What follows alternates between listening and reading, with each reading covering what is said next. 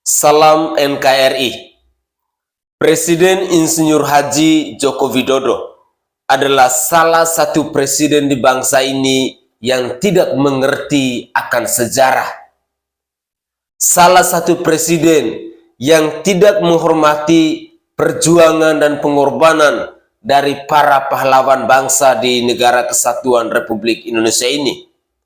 Begitulah kutipan singkat ucapan yang dilontarkan oleh sosok manusia yang tidak bisa melafal dengan jelas huruf R yang bernama Rizal Ramli ini.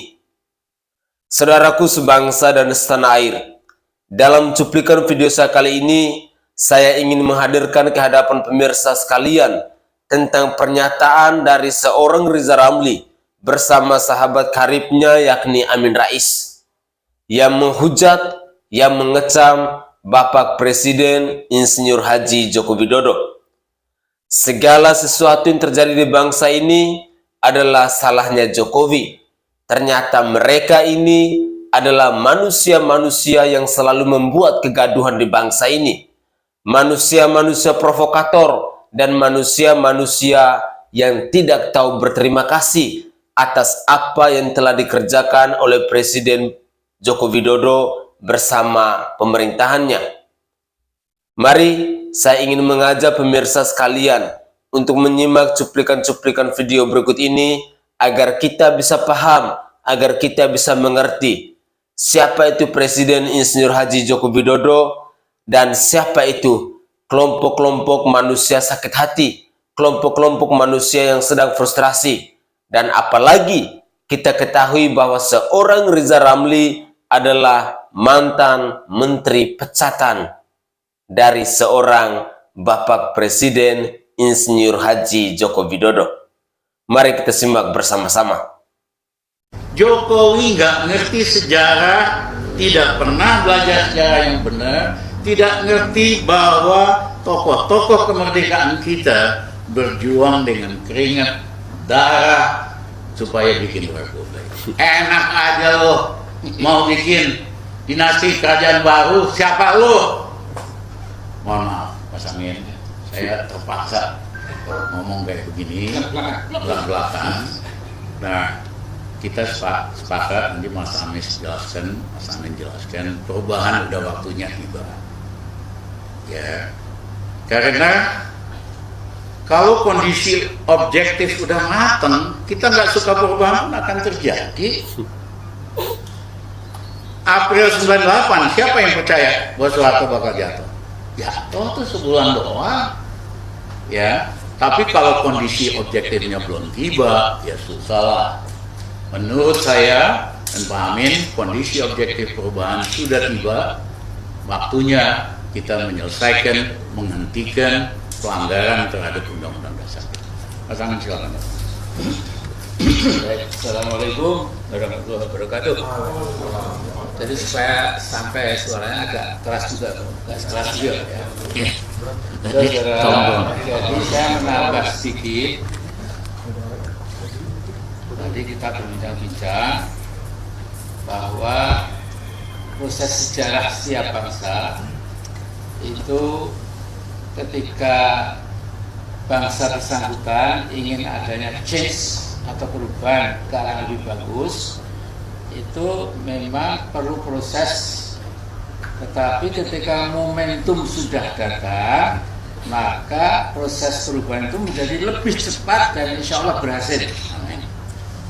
Nah, saya dan teman-teman meyakini the moment now is coming very soon. Ya. Jadi sedikit ini mengenang waktu ya kita hormat pada semua presiden. Ya. Semua presiden sebelum Pak Jokowi itu jadi bagus sekali dibandingkan dengan ini Pak Jokowi ini. Ya. Nah, jadi waktu itu saya ditanya wartawan Newsweek, New York Times dan lain-lain, yang menanyakan pada saya kapan Mr. Soeharto akan stand down, akan step down. Saya mengatakan, listen to me, in a matter of days, not weeks, dan hitungan hari, bukan minggu. Of betul ya, percaya saya gitu. Memang 5 hari setelah itu memang artinya partai itu step down karena beliau negarawan, tidak ngotot. Ya. Nah, yang satu ini ya kita akan lihat sendiri. Ya. Sama-sama Pernyataan manusia itu memang saya kira memang maklum lah ya. Kalau ada kata lebih gawat lagi mungkin dipakai Rocky Gerung ya. Jadi kita terima kasih pada Rocky Gerung. Ya. Nah karena itu ini pendukungnya Rocky Gerung. Kami ini insya Allah akan membuat sebuah pernyataan. Beri waktu kami beberapa hari. Nanti editor in chiefnya beliau. Ya. Saya kasih masukan, Pak Aman masukan, Faisal Basri masukan dan lain-lain. Dan nanti Anda semua kami undang ke sini ya untuk mengetahui bahwa inilah konklusi kita supaya perubahan cepat terjadi sebagaimana diinginkan oleh kebanyakan rakyat. Saya yakin sekali itu ya. Nah jadi yang penting 1, 2, 3 hari ini tokoh-tokoh yang tadi saya sebut akan ke sini ke rumah Pak Rizal Ramli, kemudian tukar pikiran. Jadi kita beri yang penting yang nggak terbantahkan. Ya. Kemudian kita bacakan nanti bahwa enough is enough. No, Mr. Jokowi, you have, Anda perlu memilih 2 hak. Segera sukarela, ya, mundur, ya, atau Anda menghadapi rakyat. Kira-kira demikian. Nantilah insya Allah setelah butir-butir itu terjadi mungkin kita lebih bisa ya. Ada sedikit. Ya, saya sedikit aja Pak. Keras Pak, keras. Jadi tadi apa yang disampaikan Bang Rizal dan juga Pak Amin itu kalau kita bicara bernegara sudah sekian banyak pelanggaran hukum kejahatan yang menurut ukuran konstitusi itu sudah sangat layak Pak Jokowi itu dimakzulkan. Petisi 100 punya sekian banyak daftar bahwa pelanggaran dan kejahatan yang dilakukan Jokowi itu sudah lebih dari cukup untuk beliau itu oleh DPR segera diproses pemakzulan menurut pasal 7A. Nah, tapi di sisi lain kita tidak melihat prospek bahwa DPR akan melakukan sesuatu. Nah, karena itu kita berharap sebetulnya DPR ini kalau memang ada pimpinan-pimpinannya yang tersandra, ya itu segera diminta mundur supaya proses tadi 7A itu bisa berjalan. Tapi di atas itu semua, seandainya memang tidak bisa, tadi itu Bang Rizal, Pak Amin ini sudah merencanakan sesuatu untuk kita tidak bisa lagi pakai lewat DPR. Tapi gerakan rakyat itu juga jangan dinilai itu tidak konstitusional. Itu juga sesuatu yang konstitusional dan itulah yang mudah-mudahan nanti bisa kita lakukan. Dan kita berharap sebetulnya semua tokoh-tokoh oposisi yang selama ini juga sudah bersuara itu bisa bergabung dengan kita untuk bagaimana ini bisa segera terwujud. Saya kira itu mungkin tambahannya. Terima kasih. Salam NKRI. Keras orasi Rizal Ramli di demo buruh lantang sebut Jokowi miskinkan rakyat, turunkan Jokowi. Muncul lagi nih orang cerdas tapi nggak waras. Wahai Bapak Rizal Ramli yang terhormat, ketika Anda berorasi dan berteriak-teriak, saya pertanyakan kepada Anda, apakah yang Anda sampaikan itu berdasarkan data yang akurat, berdasarkan data dan fakta yang bisa Anda pertanggungjawabkan? Jika benar apa yang Anda katakan, Pak Jokowi memiskinkan rakyat, berikan kepada saya data-data tersebut. Jadi ketika Anda berbicara, Anda harus bisa mempertanggungjawabkan setiap ucapan Anda. Jangan melakukan penggiringan opini. Saya tahu Anda mengatakan semua ini tujuannya apa sih? Ingin memakzulkan Pak Jokowi? Karena Anda sakit hati ketika menjadi menteri di-reshuffle oleh Pak Jokowi. Akhirnya seperti ini, Anda adalah bagian dari kaum-kaum sakit hati yang tidak pernah bisa move on. Akhirnya Anda berkelakuan seperti ini. Saya nggak habis pikir kalau Anda bilang Pak Jokowi memiskinkan rakyat Indonesia. Atas dasar apa? Ya, jika memang Pak Jokowi memiskinkan rakyat Indonesia, tidak mungkin tingkat kepuasan rakyat Indonesia di atas 80%. Logika simpel Bapak Rizal Ramli, logika simpel. Ya, sudahlah stop, Anda tidak perlu melakukan penggiringan opini. Rakyat sudah cerdas. Apapun yang kubu kalian lakukan, narasi penggiringan opini yang kubu kalian lakukan tidak akan pernah mempengaruhi elektibilitas Pak Jokowi, tidak akan mempengaruhi kecintaan rakyat Indonesia kepada Pak Jokowi. Itu aja simpel, ya. Mendingan udahlah sekarang saran saya Anda move on dari kaum-kaum sakit hati. Daripada Anda seperti ini, bikin malu. Anda cerdas tapi pola pikir Anda, aduh, benar-benar saya nggak habis pikir ya Pak Rizal Ramli. Jika memang Pak Jokowi memiskinkan rakyat Indonesia, di sini pun satu poin. Tidak mungkin perekonomian Indonesia masih di atas 5% dalam tingkat dunia. Ya, dan itu sudah dinyatakan. Tingkat perekonomian Indonesia masih di level aman. Dan tidak mungkin juga jika Jokowi gagal ya sebagai kepala negara di Indonesia 2 periode, keberadaan dia diakui oleh dunia internasional. Tidak mungkin saat ini Indonesia dipandang oleh dunia internasional. Itu logika simpel aja ya Pak Rizal Ramli. Oke? Salam waras. Bro, kalau dapat tawaran jadi jubir antara Prabowo, Ganjar atau Anies, 3 capres terkuat kita, mana yang akan Anda terima? Ada kecenderungan untuk nggak ngambil Mas Anies karena sudah pernah kerja dengan beliau, jadi tahu rasanya. Terus ada Prabowo sama ada Ganjar.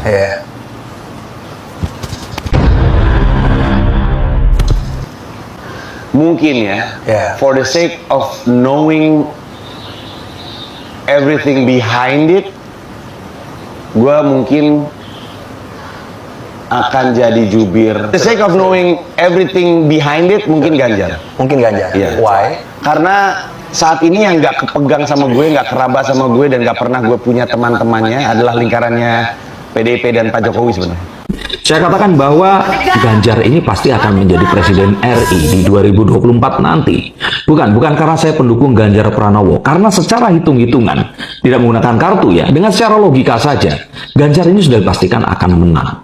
Dan apapun yang saya lihat, ini diperkuat dengan kartu, dan diperkuat dengan bagaimana kubu oposisi dari Ganjar atau lawan dari Ganjar ini mulai mempergunakan strategi klasik mereka saat mengetahui lawan yang akan mereka harus kalahkan ini ternyata sangat berpotensi untuk menang dan mereka yang akan harus menelan kekalahan. Tapi lo mau bilang sebenarnya PDIP juga struggling dengan PDIP struggling menurut gua enggak yakin. Kenapa gue bilang begitu? Yang pertama, dia punya pengalaman jadi oposisi. Dia punya pengalaman jadi penguasa. Pada saat dia jadi penguasa dan dia jadi oposisi, hidup ini partai. Tapi once Jokowi keluar, arti kata keluar statementnya, saya mendukung Prabowo. Nah, nggak apa-apa. Gak akan pengaruh pada PDI. Yang kalau Pak Jokowi ngomong kayak gitu, ngaruhnya ke siapa? Anak-anaknya. Nah, didukung sama PDI Perjuangan jadi kepala daerah kan? Nah, itu panjang urusannya.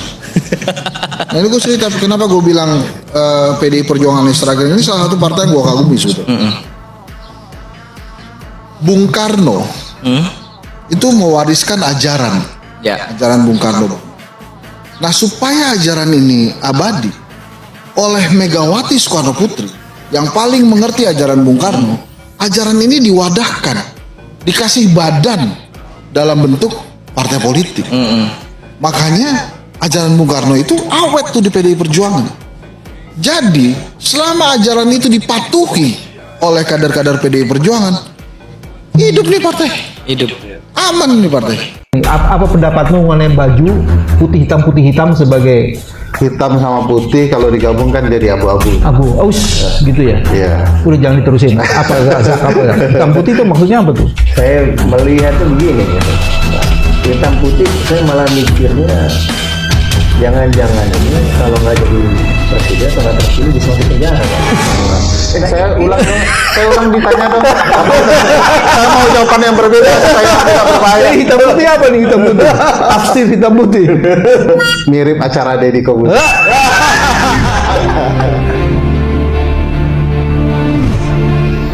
Pak Ganjar di dalam hal ini menurut saya punya dua hal yang sangat clear. Pertama, untuk seorang politisi laki-laki, dan ini tidak banyak percayalah Mas Al, beliau punya perspektif gender yang sangat baik gitu. Beliau tuh paham gitu bahwa afirmasi terus diberikan pada perempuan. Ini kan sering sekali nih kita mendengar ya orang-orang yang tidak paham kenapa harus ada gender equality, kesetaraan gender, mengatakan bahwa loh kalau mau kesetaraan gender dong garis startnya mesti sama gitu. Tapi Pak Ganjar enggak, Pak Ganjar sadar, oh nggak bisa, ada ketertinggalan yang banyak secara kultural gitu untuk perempuan Indonesia. Makanya harus ada afirmasi, perempuan tuh harus lebih di depan dibanding di belakang. Itu secara gagasan itu perspektif gendernya beliau sangat clear di dalam hal itu gitu. Ternyata beliau itu adalah ketua dari panitia khusus partai politik ketika menjadi anggota DPR. Dan ketika itu beliau menggolkan 30% gitu afirmasi perempuan di kepengurusan partai politik gitu. Jadi keseriusan beliau terhadap isu perempuan ini sudah lama sejak beliau jadi anggota DPR, bukan hanya di Jawa Tengah. Wow, Projo, kenapa sih kalian selalu salah mengartikan?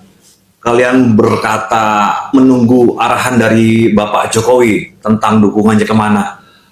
Pak Jokowi tidak mungkin menyebutkan nama-nama dukungannya, karena Pak Jokowi adalah seorang negarawan yang baik ya, tidak mau menyinggung seseorang. Tetapi dari sikapnya, dari perkataannya kita bisa menilai. Janganlah terlalu kental kawan untuk membuat kopi yang rasanya kemanisan, boleh kopi pahit biar sehat ya. Pak Jokowi itu mendukung Ganjar Pranowo ya sebagai satu darah partai, tidak mungkin ke yang lain. Pak Jokowi juga tidak mau membuat Pak Prabowo tersinggung karena memang Pak Prabowo adalah menterinya. Pan, gimana Pan? Menurut Uci? Nah ini ngomongin soal cawapres nih ya, menarik nih. Jadi PAN ini katanya sudah dikunci oleh Erik. Jadi waktu PAN ketemu Megawati di Diponegoro, DPP PDIP ya, Juni lalu kalau nggak salah. Zulhas itu sempat ketemu dengan Zulhas ini ketua umum PAN ya. Zulhas sempat ketemu dengan Megawati. Gitu. Nah di situ pembicaraannya Zulhas membawa 3 poin. Yang pertama, Erick Thohir sebagai cawapres. Yang kedua adalah koalisi itu nanti pembicaraannya juga menyangkut soal logistik segala macam. Dan yang ketiga adalah portofolio kabinet. Gitu. PAN minta 3 nih. 4. Jadi 4 menteri ya. 4 menteri. 1 Menko, 2 Menteri Ekonomi, 1-nya Menteri Non Ekonomi. Gitu. Nah. Waktu pembicaraan soal Erick Thohir ini, Megawati anyep katanya. Banyak kok yang ngajuin nama cawapres ke saya gitu. Setelah rombongan PAN itu pulang katanya, PAN bete. Jadi kayak suram gitu. Dan di hari yang sama terus hari kemudian ketemu dengan Gerindra. Betul. Dan di situ Gerindra bilang, pembicaraan soal Erick Thohir ini lebih kental lah kalau di Gerindra gitu. Gerindra oke, asalkan Erick Thohir bisa beresin Caimin. Kata Erick Thohir bilang gini ke orang-orang PAN, saya mau beresin Caimin kalau dukungan lurah udah 100%. Nah waktu itu dia menakar dukungan lurah baru 80%. Maksudnya itu Prabowo Erik ini. Tapi gue denger Erik di PSSI itu tidak terlalu menggembirakan untuk PDIP. Jadi waktu setelah Lebaran itu kan Jokowi sempat nih membawa proposal, dalam tanda kutip proposal kepada Mega, nama Erik dan Sandi. Kita pernah bahas itu juga kan? Iya. Nah terus nama Erick Thohir ini dimention pertama kali oleh Jokowi kepada Mega. Ini cocok untuk jadi pendamping. Ada 2 nama, Erik dan Sandi waktu itu. Nah, Erik waktu itu dimention pertama. Dan ini cocok untuk jadi pasangannya Ganjar. Ganjar kan saat itu sudah diumumkan. Mega waktu itu kecut katanya. Tidak terlalu tidak terlalu happy lah. Dan katanya pembicaraan tentang Erik ini hanya 10 menit dibahas di Jokowi dan Mega gitu. Dan Mega ini agak salah dengan Erik gitu karena Erik ini agaknya menggerus menggerus Ganjar ya waktu itu ya karena kan PDIP yang menolak kan waktu itu. Nah lo ada info apa lagi nih Kang? Yang kita dengar soalnya waktu itu Ganjar pun juga kesel ya, karena buzzer-buzzer yang mendukung Erik ya, gua nggak bilang buzzer bayaran ya kan, kita buzzer aja pendukung Erik. Lu takut ya, Ram? Kita takut ya kan, kita nggak pernah melihat bentuk uangnya atau apa gitu, kita tahu ada yang punya apartemen iya gitu, villa juga ada ya kan di Bali katanya gitu. Nah tapi yang gue dapat info waktu itu ya Ganjar kesel. Karena buzzer-buzzer yang mendukung Erik ini juga menyerang Ganjar gitu kan. Nah itu yang bikin dia sangat kesal dan akhirnya ya ini juga yang bikin hubungannya dengan PDIP menjadi merenggang. Dan lu tau gak sih, Sekjen PDIP Hasto itu berkali-kali mention area Sinulinga ya, ini maksudnya timnya Erik untuk membahas soal visit FIFA gitu, untuk membahas soal sepak bola gitu. Dan dalam rangka apa tuh sih? Karena penolakan U17, U20 dan sebagainya gitu. Kalau yang gue perhatikan ya, dia ini selalu mention area gitu. Menarik. Sasaran tembak juga. Iya, makanya. Oke guys, Assalamualaikum warahmatullahi wabarakatuh. Salam, Om Swastiastu. Namo Buddhaya, salam kebajikan dan salam sejahtera untuk kita semua. Saudaraku sebangsa dan setanah air, para penonton kanal YouTubeku yang sangat saya hormati dan sangat saya cintai. Salam jumpa dan selamat bertemu kembali bersama saya Sainai pada hari ini, Selasa 15 Agustus 2023. Saudaraku sebangsa dan setanah air, dari cuplikan-cuplikan video tadi dan dari tanggapan-tanggapan netizen berkaitan dengan pernyataan dari seorang Riza Ramli maupun sahabat karibnya yang sudah bau bangke atau bau tanah yang bernama Amin Rais ini mendapat reaksi atau mendapat respon dari berbagai macam pihak. Bahkan dalam cuplikan video tadi kita mendengar bersama bagaimana ada netizen yang mengatakan bahwa pernyataan dilontarkan oleh si Riza Ramli ini adalah bukti nyata bahwa Riza Ramli sedang sakit hati. Riza Ramli sedang kecewa dengan Bapak Presiden Joko Widodo. Dan saya tahu bahwa bukan hanya Riza Ramli, tetapi kelompok-kelompok sekuni-sekuni politik di bangsa ini yang kerap kali membuat kegaduhan. Ada Riza Ramli, ada Rocky Gerung, ada Amin Rais, ada Refli Harun, dan juga masih ada orang-orang yang lain yang selama ini sudah menjadi tradisi dan sudah menjadi kebiasaan di bangsa ini. Ketika ada masalah, ketika ada aksi demo, selalu muka-muka itu yang selalu muncul di layar kaca kita.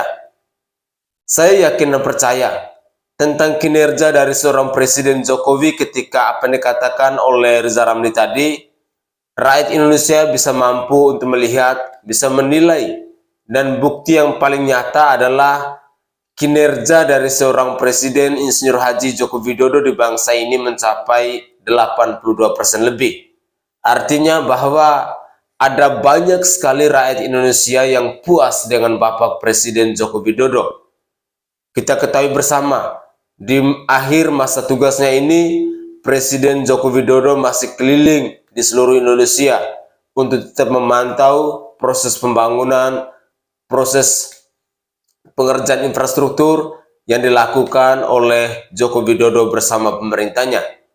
Hal ini tidak semua orang bisa lakukan, apalagi di masa-masa terakhir atau di masa akhir tugasnya. Tetapi bagi seorang Presiden Joko Widodo, dia tetap setia, dia tetap dengan tulus hati melayani rakyat Indonesia dengan tetap memberikan hal-hal yang terbaik. Saudara, pemilu 2024 sudah di depan mata. Tadi dalam cuplikan video ini, kita juga mendengar ada beberapa pembicaraan yang berkaitan dengan Ganjar Pranowo dan juga yang berkaitan dengan cawapres, yakni Erick Thohir dan Sandiaga Uno. Tetapi saya yakin dan percaya bahwa keputusan-keputusan yang akan dilakukan oleh para elit partai ataupun ketua-ketua umum partai, tentu itu adalah yang terbaik. Jadi kita sebagai rakyat Indonesia hanya mampu untuk memantau, mampu untuk tetap memilih figur capres siapa yang terbaik, yang mampu untuk melanjutkan legasi dari Bapak Presiden Joko Widodo, yang mampu untuk mensejahterakan rakyat Indonesia dengan wilayah Indonesia yang begitu luasnya, yakni dari Sabang sampai Merauke dan dari Pulau Mianga sampai Pulau Rote. Mari kita buka hati kita buka pikiran kita, mari kita terus mendalami hal-hal yang berkaitan erat dengan perkembangan politik di bangsa ini, agar di tahun 2024 nanti kita mampu untuk memilih pemimpin yang dengan jiwa nasionalis, yang dengan semangat tanggung jawab serta kerja kerasnya untuk membangun dan mensejahterakan rakyat di negara tercinta ini. Mari, tetaplah berpikir kritis dan tetaplah menjadi pribadi yang selalu care dengan perkembangan di bangsa ini. Saya Sainai dari Provinsi Nusa Tenggara Timur, saatnya kita yang rakyat jelata harus berani untuk bersuara. Salam hormat, salam NKRI.